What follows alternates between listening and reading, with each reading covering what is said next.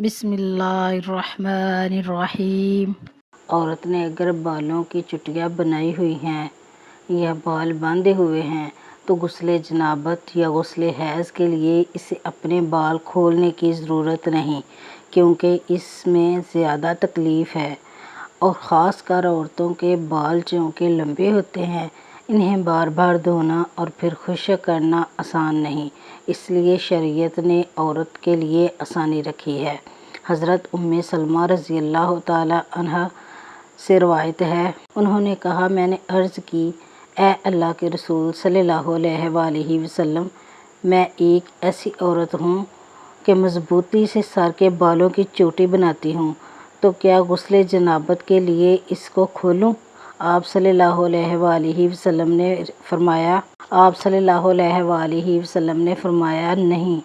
تمہیں بس اتنا ہی کافی ہے کہ اپنے سر پر 3 چلو پانی ڈالو، پھر اپنے آپ پر پانی بہا لو، تم پاک ہو جاؤ گی۔ مسلم کی ایک دوسری روایت میں یہ الفاظ ہیں، تو کیا غسل جنابت اور غسل حیض کے لیے ان کو کھولوں؟ آپ صلی اللہ علیہ وآلہ وسلم نے فرمایا نہیں، تمہیں بس اتنا ہی کافی ہے کہ اپنے سر پر 3 چلو پانی ڈالو، پھر اپنے آپ پر پانی بہا لو، تم پاک ہو جاؤ گی۔ ام سلمہ فرماتی ہیں کہ عورتیں غسل حیض یا غسل جنابت کے لیے اپنے بال مینڈیاں نہیں کھولتی تھیں۔ ام المومنین حضرت عائشہ رضی اللہ تعالی عنہا کو یہ خبر پہنچی کہ عبداللہ بن عمر اپنی بیویوں کو غسل کے وقت چوٹی کھولنے کا حکم دیتے ہیں، تو فرمایا، عبداللہ بن عمر پر